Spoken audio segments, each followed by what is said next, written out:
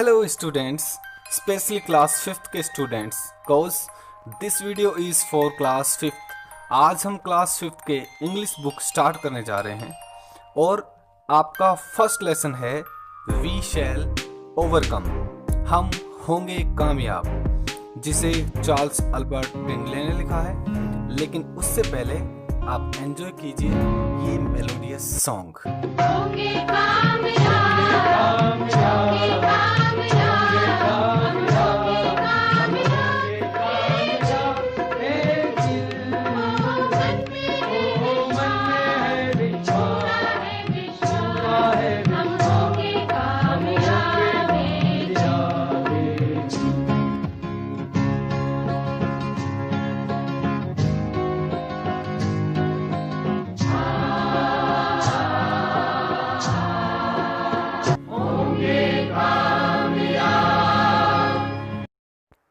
तो चलिए स्टूडेंट्स, हम स्टार्ट करते हैं अपना लेसन।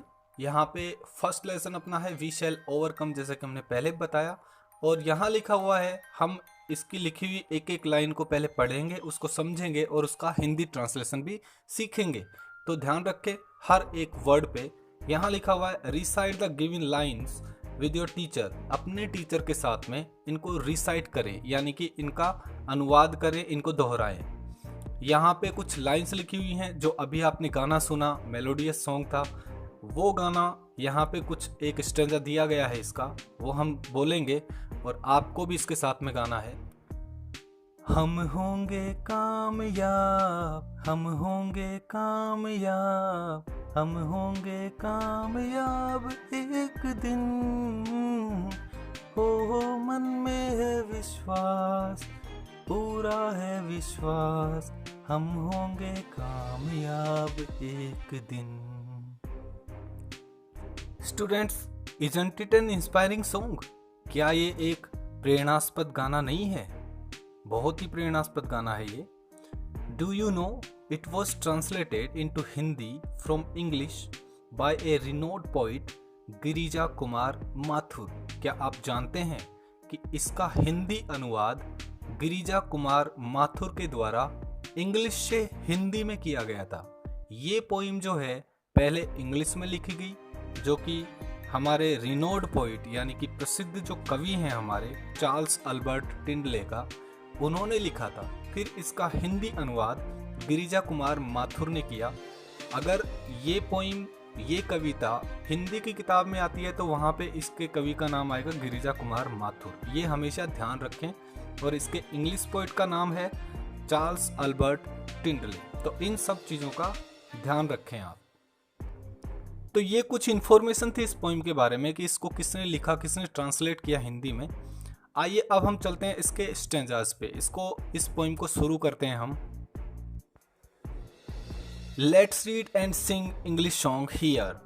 चलिए इस इंग्लिश सॉन्ग को हम पढ़ते हैं और गाते भी हैं। यहाँ पे वही हमने अभी हम होंगे कामयाब वाली जो पोइम थी, वही वाला स्टेंज यहाँ पे है। We shall overcome. Overcome means होता है विजय पाना, हम जीत जाना, जिसको कि यहाँ पे लिखा हुआ है कि हम होंगे कामयाब, हम होंगे कामयाब। We shall overcome someday. Someday means किसी दिन, हम किसी दिन जरूर कामयाब हो जाएंगे। ओ डीप इन माई हार्ट, मेरे मन में जो आई डू बिलीव, जो विश्वास है। वी शैल ओवरकम समडे, एक ना एक दिन हम जरूर जीत जाएंगे, हम होंगे कामयाब एक दिन। चलिए हम दूसरे स्टेंजा पे चलते हैं।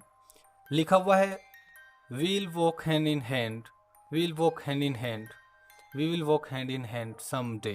हैंड इन हैंड का मतलब यहाँ पे है हाथों में हाथ डाल के चलना, एक दूसरे का हाथ थामे हुए चलना।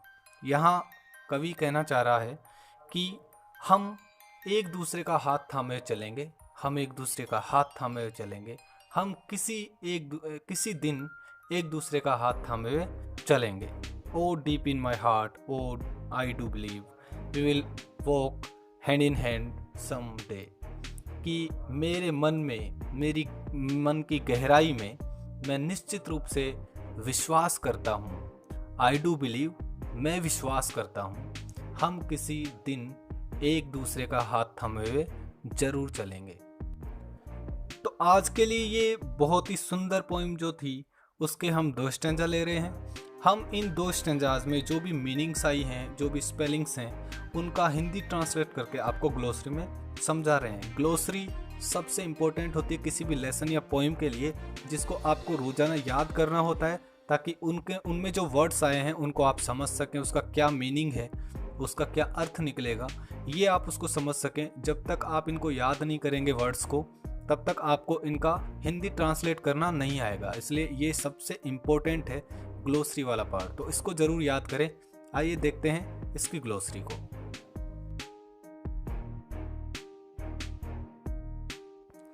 ग्लोसरी में सबसे पहला हमारा वर्ड है overcome. Succeed in dealing with a problem और डिफिकल्टी।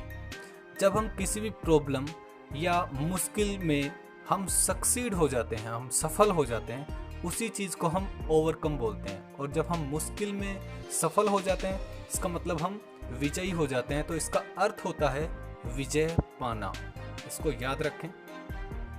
सेकंड हमारा वर्ड है अफ्रेड। फीलिंग फियर और एंग्जाइटी मीन्स फ्राइटेंड। इसका हिंदी में अर्थ होता है भयभीत, इसको याद रखें। The third one is hand in hand. हाथों में हाथ रखना। होल्डिंग ईच अदर्स हैंड, एक दूसरे का हाथ थामे हुए, इसका हिंदी अर्थ होता है। इनको याद रखें, ये आपके क्वेश्चन आंसर्स में भी काम आएंगे कि हैंड इन हैंड का मतलब क्या है, तो आप बताएंगे holding each others hand. Hindi में बोलेंगे एक दूसरे का हाथ थामे हुए। And the next one is and the last one is believe. विश्वास करना। To think that something is true, ऐसा सोचना कि कोई सच है। करेक्ट और रियल, जो सच है, सही है और वास्तविक है, उसी चीज़ को हम विश्वास बोलते हैं, जिसको हिंदी में हम बिलीव बोलते हैं, विश्वास करना। सो हम कल फिर हाजिर होंगे इसी पोइम का नेक्स्ट पार्ट लेके, और उसमें हम इस पोइम को पूरा करवाएंगे। उसके बाद में इसकी ग्रामर होगी। तो रोजाना इन वीडियोस को पूरा देखते रहें और इनको रिवाइज करते रहें, अपनी नोटबुक में इनको नोट करते रहें और इनको रिवाइज भी करते रहें। So thank you for watching this video.